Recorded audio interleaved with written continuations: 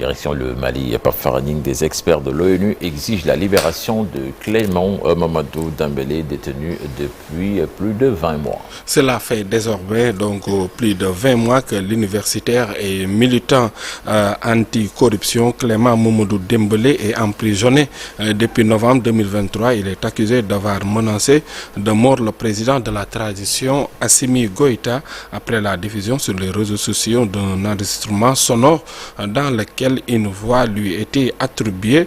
Or, une expertise a conclu qu'il ne s'agissait pas de la sienne. Aux États-Unis, un tireur a ouvert le feu hier, mercredi 27 août, dans une église de Minneapolis, Minnesota, attentant donc à une école, tuant au moins 2 enfants et en blessant 14 autres parmi les écoliers rassemblés pour une messe, a déclaré la police. Gaza, les journalistes gazaouis considèrent que les silences gênants et le manque de condamnation, notamment de la frappe israélienne le lundi contre l'hôpital Al-Nasser, sont un manque de solidarité de la part de la presse occidentale envers leurs collègues palestiniens tués. Les conditions de travail sont inimaginables. Plus de 200 journalistes ont été tués en 2 ans et eux continuent à travailler.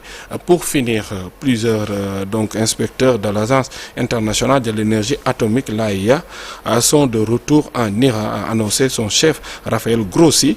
C'est la première équipe à y retourner après la suspension donc début juillet 2025 par Téhéran de sa coopération avec l'organisme onusien à la suite de la guerre déclenchée par Israël. Cheikh Tidiane, c'était tout donc aussi pour l'actualité hors de nos frontières. Merci par Faraning. On te retrouve donc dans une demi-heure pour d'autres actualités nationales et internationales. Mais dans quelques instants, la une des journaux avec El Hadj Malick Thiandoum.